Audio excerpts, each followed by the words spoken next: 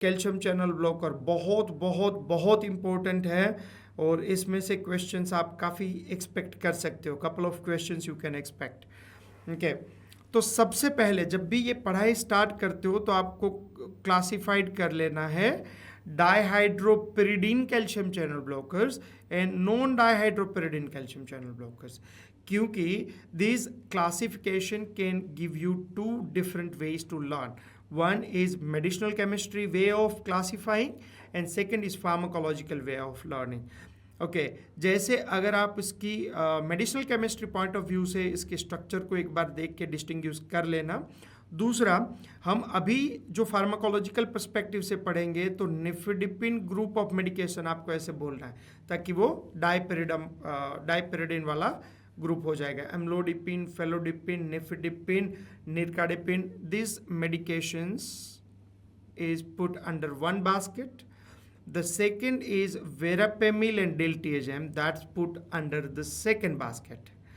Because nifedipine, amlodipine, this medication primarily act on blood vessels की जो calcium channel है उसके ऊपर काम करता है. Verapamil and diltiazem is mainly act on the heart की जो कैल्शियम चैनल है इसके ऊपर एक्ट करता है. तो अब देखिए, निफेडिपिन इसको रिलैक्स करेगा, कैल्शियम का इन्फ्लक्स को ब्लॉक करेगा, gated L type calcium channel को ब्लॉक करता है. दैट मीन्स वो कंस्ट्रिक्शन नहीं होने देगा, दैट मीन्स वेजो डायलेशन होगा. और नेफेडिपिन वेरापेमिल एंड डिल्टिएजेम आपके हार्ट को ब्लॉक करेगा तो इसकी कॉन्ट्रैक्शन एंड कंडक्शन की प्रोसेस को स्लो डाउन करेगा. समझना बहुत ज़रूरी है, एक वेजो डायलेशन करेगा और दूसरा हार्ट की स्मूथ मसल्स को रिड्यूस करेगा तो उसकी कॉन्ट्रैक्शन ब्लॉक करेगा. These are the two difference. तो क्लासिफिकेशन का डिफरेंस हो गया, दूसरा उसकी मैकेनिज्म की जो साइट ऑफ एक्शन का डिफरेंस पता होना जरूरी है. These are the two points you have to keep in mind. Okay, तो यहाँ से मसल कॉन्ट्रैक्शन को डिक्रीज करता है और ये आपकी वेस्कुलर स्मूथ मसल्स को डायलेट करता है. Okay, dihydropyridine calcium channel blockers have a vascular smooth muscles और नॉन डाइहाइड्रो कार्डियक टिश्यू के ऊपर काम करता है.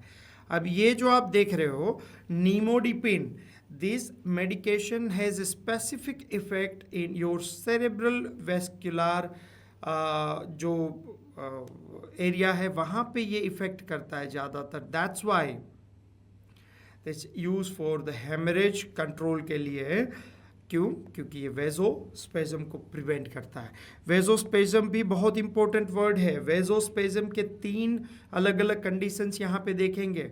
ओके, एक तो आपने देख लिया कि हेमरेज, अगर आपकी हेमरेज की सिचुएशन है then nimodipine is consider as a selective medication because that can cerebral vessels की स्पेज्म को रिलैक्स करता है and muscles is going to become more relax. तो यहाँ पे एक उसका यूज स्पेसिफिक है.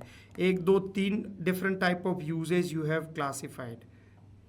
ओके, हाइपरटेंशन नॉर्मल सी बात है. प्रिंज मेटल को समझना जरूरी है एंड रेनॉल्ड्स को समझना जरूरी है. वेरापेमिल एंड डिल्टिएजेम मेनली किसके लिए यूज़ होता है? ये या तो एंजाइना एंड एमआई के पेशेंट के लिए यूज़ होता है, दूसरा सुप्रावेंट्रिकुलर टेकिकार्डिया के लिए यूज़ होता है. ओके, तो एंजाइना एंड अरिथमिया ये दोनों के लिए यूज़ होती है मेडिकेशन वेरापेमिल एंड डिल्टिएजेम. ये कंडीशन के लिए यूज़ होती है आपकी एम्लोडिपिन फेलोडिपिन वाला ग्रुप.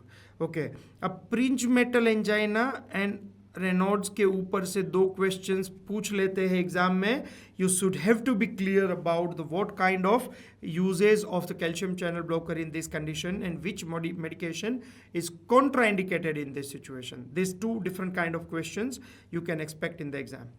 ओके, अब ये ब्रेडिकार्डिया एंड हार्ट ब्लॉक वाला जो सिचुएशन है वो किसके साथ होगा? वेरापेमिल एंड डिल्टिएजेम, क्योंकि वो हार्ट की मसल्स के ऊपर काम करता है तो हार्ट मसल्स को वो सप्रेस करता है. That's why this when the patient is taking verapamil and diltiazem always the bradycardia and heart block need to be keep in mind. Verapamil and diltiazem जब बीटा ब्लॉकर के साथ लिए जाते हैं तो क्या होता है? When the patient is taking beta blockers with verapamil and diltiazem, in that situation that's the significant significant suppression of the myocardial muscles could be possible. तो जब भी आपके सामने ये दोनों की कॉम्बिनेशन आती है, वेरापेमिल एंड बीटा ब्लॉकर्स की, always you have to be careful about bradycardia. Real life में आप कैसे हैंडल करोगे? When the patient is on this combination of this two medication, sometime doctor has given this medication intentionally, okay, but if that medication has been given intentionally or not, that need to be verified. That is the first task. And the second task is when the patient is taking this combination medication, always you have to ask to the patient about, keep an eye on your heartbeats. If the heartbeats are significantly reduced, then immediately you have to contact your doctor, because the heartbeats slow hona, that is indicating the bradycardia. तो वेरापेमिल डिल्टीएजेम के साथ में beta blocker से bradycardia होने की संभावना है, ये समझना जरूरी है. ओके, अब वेरापेमिल डिल्टीएजेम से ब्रेडिकार्डिया होता है तो निफिडिपिन से टेकिकार्डिया होता है. ऐसा क्यों? क्योंकि निफिडिपिन और एम्लोडिपिन आपकी ब्लड वेसल्स को डायलेट करता है. जैसे वो ब्लड वेसल्स को डायलेट करता है तो रिफ्लेक्टिव टेकिकार्डिया होता है. ये पॉइंट्स के ऊपर से क्वेश्चन पूछे जा सकते हैं एग्जाम में. That's why you have to keep an eye on this unique concept, tachycardia and bradycardia. तो निफिडिपिन के साथ में बीटा ब्लॉकर दिया जाता है क्योंकि nifedipine induce reflective tachycardia can be controlled by the beta blockers, but when the verapamil with beta blockers can increase the risk of bradycardia. ये point दिमाग में रखना जरूरी है. Okay, peripheral oedema, vasodilatory substance nifedipine का ये problem हो सकता है. Decrease ejection fractions and inotropic effect, वो सेंट्रली जो आपके हार्ट के ऊपर इफेक्ट करने वाली बीटा ब्लॉक जो कैल्शियम चैनल ब्लॉकर्स है उसकी ये साइड इफेक्ट्स हो सकती है.